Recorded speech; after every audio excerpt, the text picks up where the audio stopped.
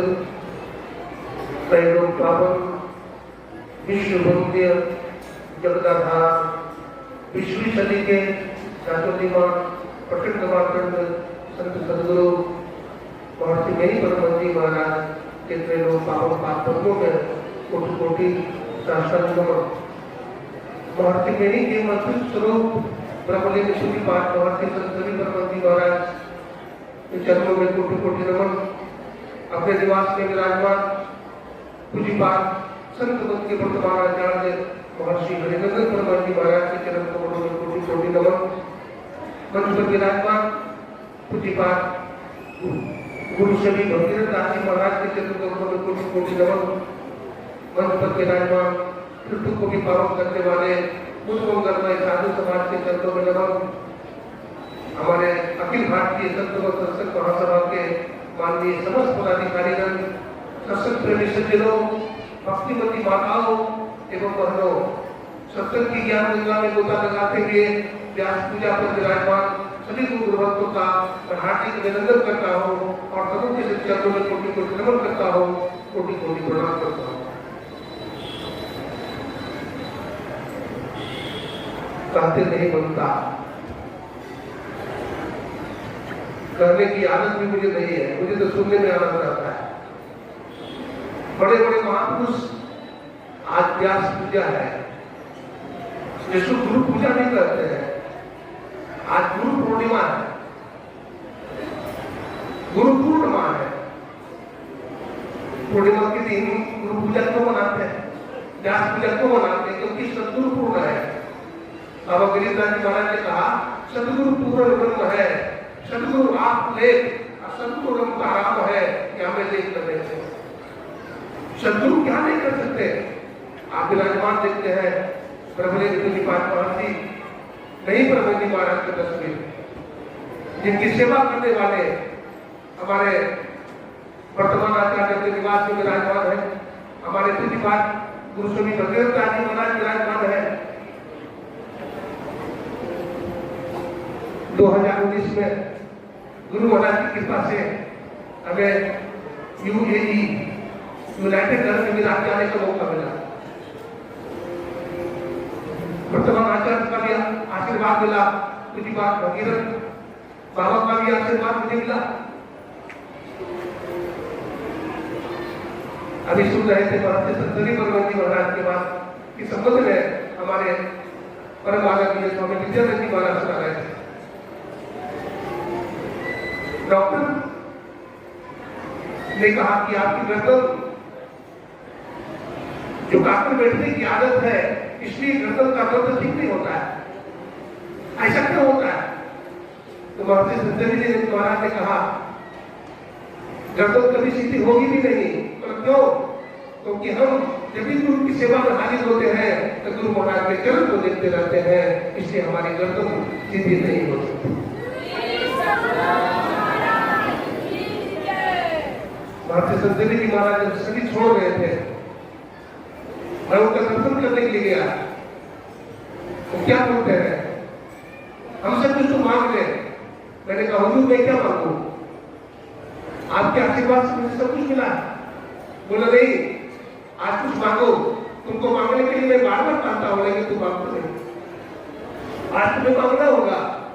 मैंने कहा हुजूर अगर तुम देना चाहते हैं तो मैं क्या मांगू, अपने शिष्यों की भक्ति हमें दे दे। बोला नहीं, ये तो दे दिया, लेकिन कुछ और देना चाहता हूँ। बोला हुजूर क्या देते?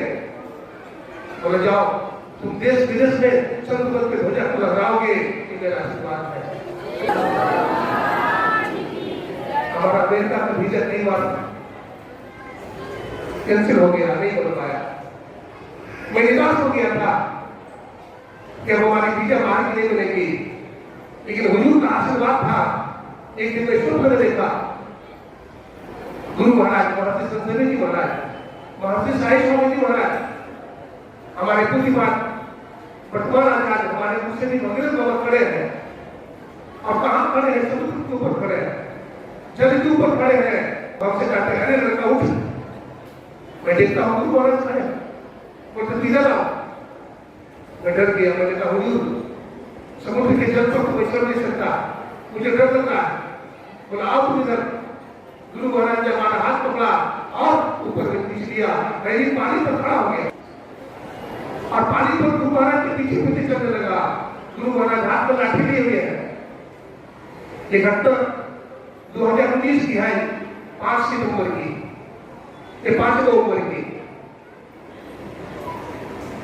गुरु महाराज लाठी लेकर निकला है, स्टेज में जाना है, चाइना नहीं जाना है, रशिया नहीं जाना है। मैंने कहा गुरुदेव जहां ले जाएंगे आप वहीं पे जाऊंगा ना। वो कहते हैं लड़का सुनो, हम पर कुछ नहीं सुनाना, हमारे गुरुदेव बाबा साहब के ऊपर विशेष सुनाना।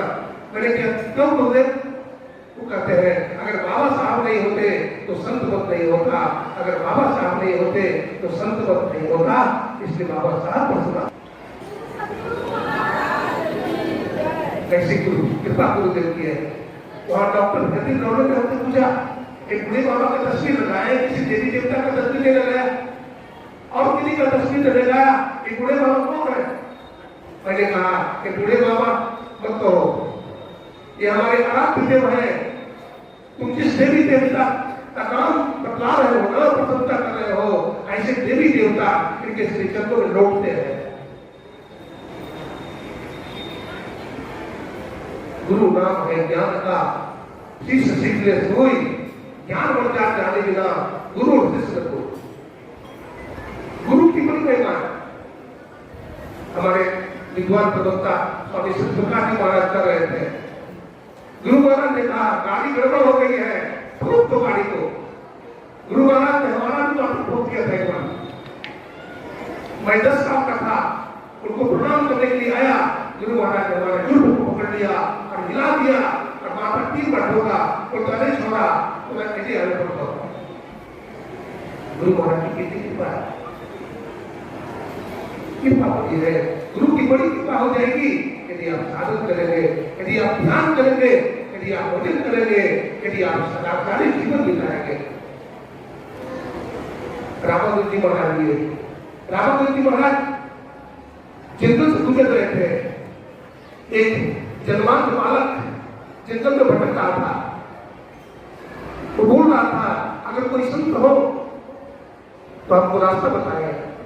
रामानुज जी महाराज को दया आ गई, उन्होंने अपने कमंडल से जल निकाला और उसकी आंख पर तिलक दिया, उसके दोनों आंख में रोशनी आ गई। उनके शिष्यों को प्रणाम किया, बोला गुरुदेव मैं आपके शरण में हूँ, अब पूरी जिंदगी आपकी सेवा करूंगा। गुरु ले गए अपने पास, स्नान करवाया, दीक्षा विधिवत दे दी, भजन करने लगा, सेवा करने लगा। अब ऐसी श्रद्धा भरी सेवा करने लगा। गुरुदेव जहां भी जाते साथ में जाता, उनकी सेवा करता, आसने बिछाता, भजन गाता, लोगों की सेवा करता।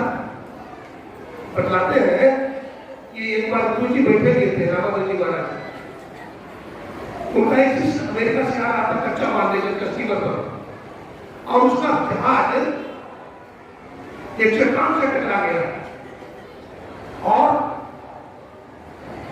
स्टीमर जो है कांपने लगा, हिलने लगा, उसमें पानी भरने लगा। उन्होंने अपने गुरुदेव को पुकारा, गुरुदेव स्टीमर डूब जाएगा और कच्चा माल भी डूब जाएगा। गुरुदेव ध्यान कर रहे थे, मानस पूजा कर रहे थे। आचार्य रामानुज अपने गुरु के गर्दन को माला डालना चाह रहे थे, माला पहनाना चाह रहे थे, लेकिन बार बार से पुकार रहा था, गुरुदेव स्टीमर समुद्र में डूब जाएगा, बचाइए। शिष्य ने बार बार देखा कि गुरुदेव तो ध्यान में नहीं रहे।